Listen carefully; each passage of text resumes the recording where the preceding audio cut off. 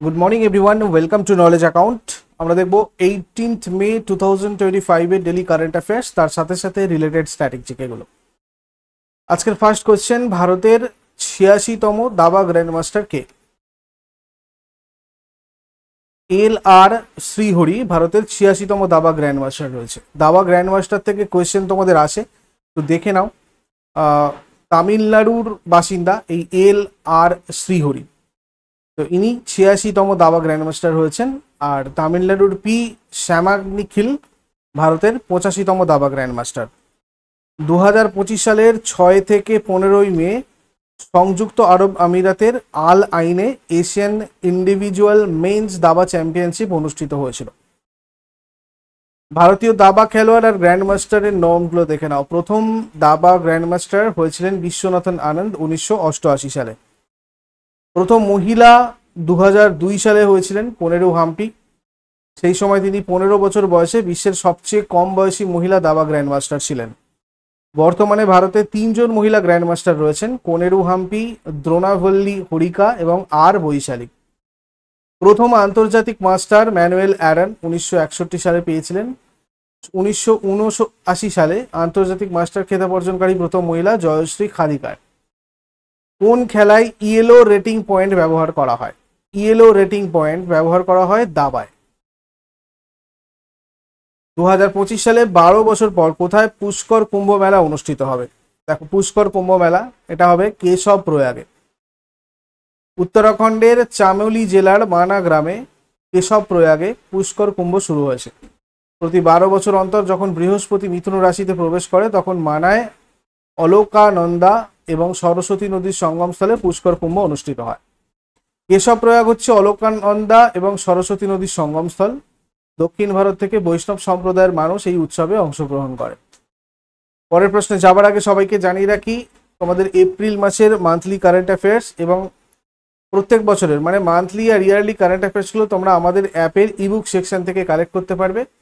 2024-2024 সমস্ত কারেন্ট অ্যাফেয়ার্সের tables, part 1 part 2 PDF, স্ট্র্যাটেজিকে সমস্ত কিছুটার একসাথে পিডিএফ, এবং 2024 কারেন্ট অ্যাফেয়ার্সের সম্পূর্ণ মক টেস্ট, 2023 কারেন্ট অ্যাফেয়ার্সের সম্পূর্ণ মক টেস্ট আর স্ট্যাটিক জিকের 1000+ ইম্পর্টেন্ট কোয়েশ্চেনের মক টেস্ট একসাথে তোমাদের রয়েছে কারেন্ট অ্যাফেয়ার্স অ্যান্ড স্ট্যাটিক জিকের কোর্সটায়, যেটা তোমরা পেইড কোর্সে পাবে। এখান থেকে গিয়ে তোমরা চেক করো। এছাড়া তোমাদের বর্তমানে স্টেট মানে এক্সাম ওয়াইজ এবং সাবজেক্ট ওয়াইজ এই সমস্ত ব্যাচগুলো চলছে। General studies foundation batch, railway group D পরিবর্তন batch for WBP KP, Nipun batch অঙ্ক রিজনিং এর জন্য, railway NTPC batch, bullet, Prapti, SSC মানে তোমার হচ্ছে ফাউন্ডেশন ব্যাচ, জিডিএমটিএস এইচএসএল এর জন্য। তো এগুলোতে ভর্তি হতে চাইলে তোমরা ওপরে অথবা নিচে দেওয়া কন্ট্যাক্ট নাম্বারে হোয়াটসঅ্যাপ অথবা কল করে যোগাযোগ করে আমাদের এখানে ভর্তি হতে পারো। পরের প্রশ্ন চলে আসবো, কোন রাজ্যের চিফ ইনফরমেশন কমিশনার হিসাবে শপথ গ্রহণ করলেন প্রাক্তন Indian forest service officer doctor G Chandrashekar Reddy? তো ইনি হচ্ছেন তেলেঙ্গানার চিফ ইনফরমেশন কমিশনার হিসেবে শপথ গ্রহণ করলেন। রাজ্যের প্রধান তথ্য কমিশনার রাজ্যপাল কর্তৃক নিযুক্ত হন, এটা মনে রাখবে। এটা রাজ্য সরকার কর্তৃক গঠিত হয়। এতে একজন রাজ্য প্রধান তথ্য কমিশনার এবং অনধিক 10 জন রাজ্য তথ্য কমিশনার থাকেন, যাদের মুখ্যমন্ত্রীর নেতৃত্বে নিয়োগ কমিটির সুপারিশে রাজ্যপাল নিয়োগ করেন। রাজ্য প্রধান তথ্য কমিশন এবং একজন রাজ্য তথ্য কমিশনার 3 বছর অথবা 65 বছর বয়স পূর্ণ না হওয়া পর্যন্ত, অর্থাৎ যেটা আগে হয় তখন তার মেয়াদ শেষ হয়, তিনি ততদিন এই মেয়াদের পদে থাকেন আর কি, তত মেয়াদে পদে বহাল থাকেন। আর তেলেঙ্গানায় 12 দিনের সরস্বতী পুষ্কর আলু উৎসব কোথায় অনুষ্ঠিত হচ্ছে? কালেশ্বরম, তেলেঙ্গানার কালেশ্বরমে হচ্ছে এটা। 12 বছর পর অনুষ্ঠিত হচ্ছে বিশাল একটা ধর্মীয় উৎসব সরস্বতী পুষ্কর আলু।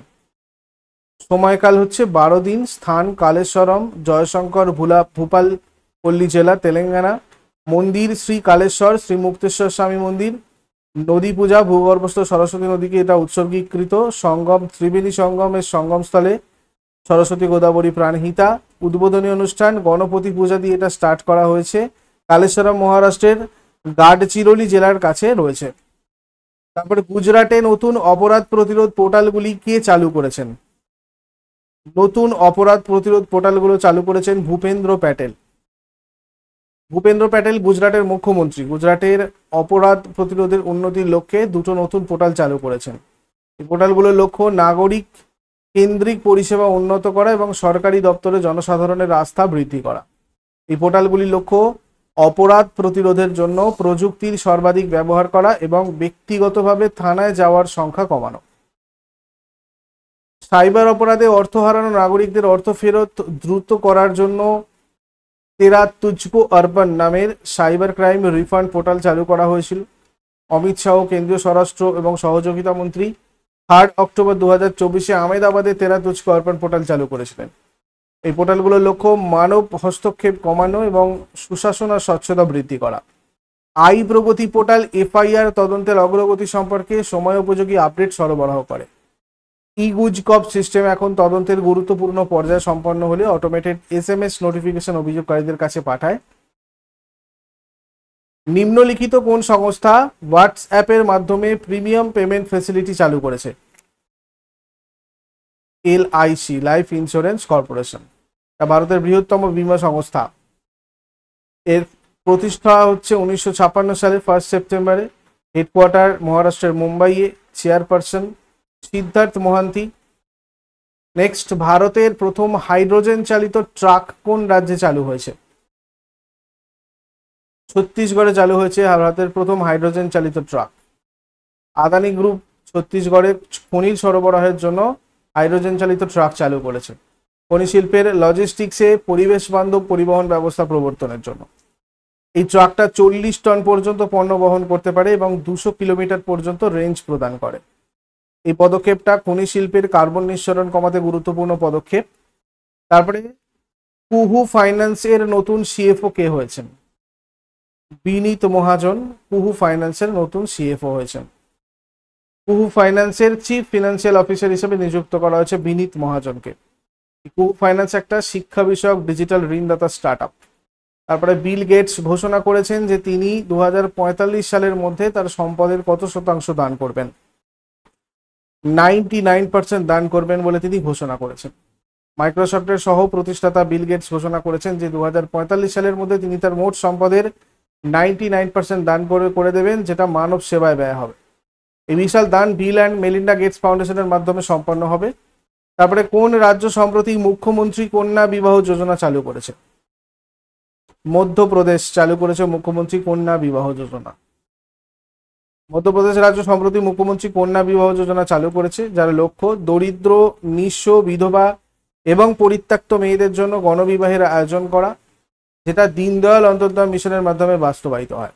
এই স্কিমটার মূল উদ্দেশ্য হচ্ছে দরিদ্র এবং পিছিয়ে পড়া মেয়েদের জন্য একটি ভালো জীবন নিশ্চিত করা এবং তাদের বিবাহের জন্য আর্থিক সহায়তা প্রদান করা। এই স্কিম সরকার গণবিবাহ অনুষ্ঠানের আয়োজন করে। এই স্কিমের সাহায্যে যেখানে মেয়েদের এই স্কিমের সাহায্যে সরকার গণবিবাহ অনুষ্ঠানের একটা আয়োজন করে, যেখানে মেয়েদের জন্য বিবাহের খরচ বহন করা হয়, সরকার বহন করে, আর তাদের জন্য কিছু উপহারও দেওয়া হয়। তারপর 2024 সালের রিপোর্ট অনুযায়ী কোন দেশ বিশ্বে বায়ু আর সৌর বিদ্যুৎ উৎপাদনে তৃতীয় স্থানে রয়েছে? ভারত রয়েছে তৃতীয় স্থানে। 2024 সালের এক প্রতিবেদনে প্রকাশিত হয়েছে যে ভারত এখন বিশ্বব্যাপী বায়ু আর সৌর বিদ্যুৎ উৎপাদনে তৃতীয় স্থানে রয়েছে। এর আগে এই তালিকায় চীন আর যুক্তরাষ্ট্র শীর্ষে ছিল। পরে আগের দিনের হোমওয়ার্কগুলো আমরা দেখে নেব। কোন প্রভাবশালী বাঙালি সংস্কারক 1828 সালে বাংলায় ব্রাহ্ম সমাজ প্রতিষ্ঠা করেন? এর উত্তর হয়ে যাবে রামমোহন রায়।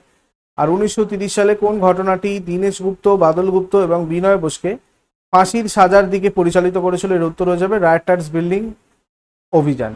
আজকে তোমাদের জন্য প্রশ্ন থাকবে, হুমায়ুন নামা কে লিখেছিলেন? আর দ্বিতীয় গোলটেবিল বৈঠক কোথায় আয়োজিত হয়েছিল? শেষকালে কমেন্টে জানাও। চট করে আগের দিনেরগুলো আমরা কুইক রিভাইজ করে নেব। 17 মেতে কি কি কোয়েশ্চেন ছিল সেগুলো রিক্যাপ করে নেব একবার। যারা যারা লাইভে রয়েছে অ্যান্সার করার চেষ্টা করো। 72তম মিস ওয়ার্ল্ড ফেস্টিভ্যালে কাকে মানবিক পুরস্কারে ভূষিত করা হয়েছে বা কে ভূষিত হতে চলেছেন? সোনু সুদ। আসামে চালু হওয়া এআই অ্যাঙ্কারের নাম কি? অঙ্কিতা। 2025 সালের সিসিআই বিলিয়ার্ড চ্যাম্পিয়নশিপ কে জিতেছেন? পঙ্কজ আদবানি। 2025 সালের Asian senior weight lifting championship কোথায় অনুষ্ঠিত হয়েছে? জিংশান, চায়নার জিংশানে।